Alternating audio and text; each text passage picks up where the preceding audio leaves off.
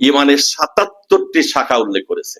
ইমানের মোট ৭৭টি শাখা, যা অনেকেই আমরা শুনি নাই কখনো, বা শোনার সময়ও হয় না। একটু মনোযোগ দিয়ে সকলে শুনবো, জানবো, সে মোতাবেক আমল করব। আমি নিজেকে মুমিন বলে ইমানের শাখাগুলি জানি না। ইমান কাকে বলে? আমরা অনেকেই ইমানদার বলে দাবি করি, কিন্তু ইমান কতটুকু আছে জানি না। কোরআন ও হাদিসের আলোকে ইমান বলা হয় তাসদীকুম বিল জানান ওয়া ইকরারুম বিল লিসান ওয়াল আমালুম বিল আরকান।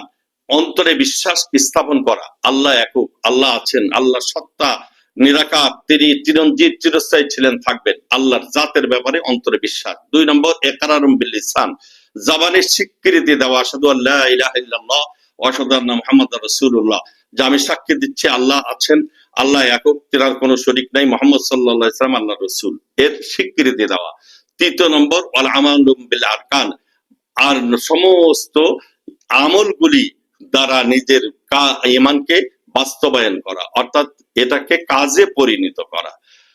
কোরআন ও হাদিসের মধ্যে যেটা এসেছে ইয়াজিদু বিত্তাআত ওয়া ইয়ানকুসু বিল মাসিয়া, ঈমান ইবাদতের দ্বারাই বৃদ্ধি পায়, গুনাহ দ্বারাই ঈমানের মধ্যে ত্রুটি আছে। ঈমান হলো সমস্ত বিষয়ের মূল বস্তু। আল ঈমানু হুয়াল আসলু ওয়াল আমালু হুয়াল ফারউ, আমল হলো শাখা, ঈমান হলো মূল বস্তু। নবীজি সাল্লাল্লাহু আলাইহি সাল্লামকে জিজ্ঞাসা করা হয়েছে হাদিসে জিবরিল, লম্বা হাদিস, আল্লাহর পয়গম্বরকে জিবরাইল আলাইহিস সালাম জিজ্ঞাসা করেছেন মাল ঈমান ইয়া রাসূলুল্লাহ, ঈমান কাকে বলে?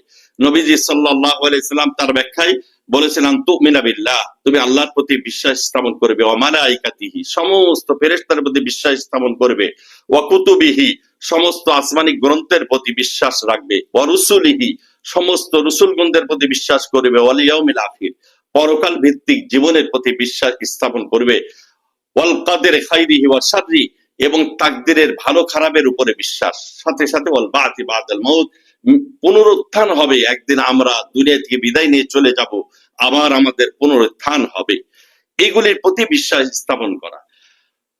হাদিসের মধ্যে নবীজি যে বলছেন আল ঈমানু বিদ'উন ওয়া সাবউনা শুবা, ঈমানের ৭০টিরও বেশি শাখা প্রশাখা রয়েছে। এজন্য ঈমানের শাখা কতগুলি? মুহাদ্দিসিন কেরাম ঈমানের ৭৭টি শাখা উল্লেখ করেছে।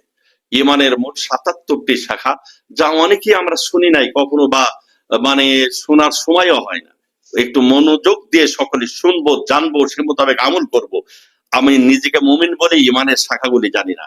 ইমানের শাখা হাদিসের আলোকে ইমানের শাখার মধ্যে এসেছে আল ঈমান আল্লাহ, ১ নম্বর আল্লাহর প্রতি ঈমান। ২ নম্বর ওয়া মালাইকা, আল্লাহর ফেরেশতার প্রতি বিশ্বাস স্থাপন। নাম্বার ৩ আল কুতুবুল মুনাজ্জাল মিনাস সামা, আসমান থেকে যত কিতাব নাজিল হয়েছে তার প্রতি বিশ্বাস স্থাপন করা। নাম্বার ৪ আল আম্বিয়া ওয়াল মুরসালিন,